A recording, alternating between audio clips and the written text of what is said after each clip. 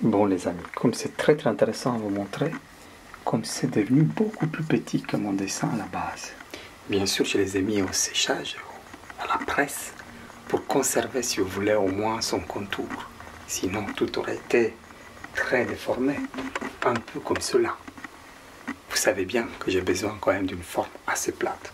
Alors, les choses sont faites et donc maintenant, je suis en train de me préparer pour utiliser le méthylcellulose. Alors, on va se mettre au travail. J'ai un produit miraculeux.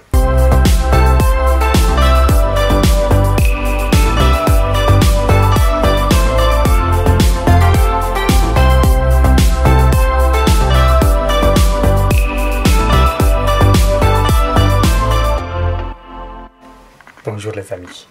Comme vous savez, j'ai continué à travailler. J'ai un produit que je cherchais depuis un moment. Je vous ai dit que j'essaye de trouver des solutions. Eh bien, figurez-vous que j'ai trouvé, grâce à un ami qui est dans la sphère scientifique, il m'a trouvé le méthylcellulose. Donc c'est quoi la méthylcellulose? Eh bien, c'est une fibre de bois qui a été travaillée comme une poudre soluble et donc qui se dissout dans l'eau froide. Ça crée un liquide qui est plus ou moins facile à travailler. Donc c'est un produit qui est utilisé dans pas mal d'industries, mais je vous dirai ça plus tard. Ce qui est intéressant, c'est que cette solution, c'était un peu celle que je cherchais. Voilà à quoi ça ressemble la méthylcellulose, ou alors la cellulose.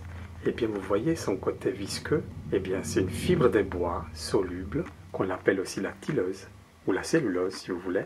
Alors, elle a été mise comme ça pour ne pas faire rentrer la lumière. C'est un produit magique. Et vous savez que j'aime beaucoup ce qui est magique, parce que dans mes projets, je cherche aussi à faire quelque chose d'un peu magique. Vous savez que je cherche une sève miraculeuse, celle qui donne vie. À quoi? À la cellulose papier. Et vous voyez ici, j'ai préparé une nouvelle table de travail. Alors, ce que je ne vous ai pas dit, c'est que la cellulose ou la tyleuse aide au niveau de la production des couleurs. Aide à quoi? C'est à donner une viscosité aux couleurs, notamment dans les gouaches. Donc vous dites, ah, ça s'utilise aussi dans les gouaches. Et oui, ça s'utilise aussi dans l'industrie. C'est un produit très intéressant.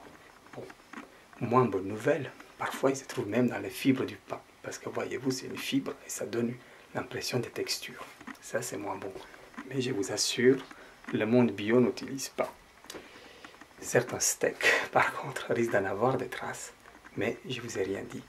Alors, il y a aussi un autre domaine où ils l'utilisent. Mais ça, il paraît que dans l'industrie pornographique. Et oui, c'est pas ma faute. C'est ce que j'ai lu. Et je les crois sur parole. Parce qu'ils disent-ils que ce produit, comme il est un peu visqueux, on l'appelle les faux spermes. En tout cas, moi je l'utilise parce que c'est une sève intéressante pour mon projet. C'est beau ça, regardez. Une fleur qui est écrasée et qu'on conserve comme ça. Je dois finaliser la coupe. Avec quoi? Avec le bistouri. Et puis après, c'est la cellulose qui intervient. Et je veux appliquer sur toutes les parties que je découpais pour que ça gondole. Et ça va ressembler bien sûr aux feuilles.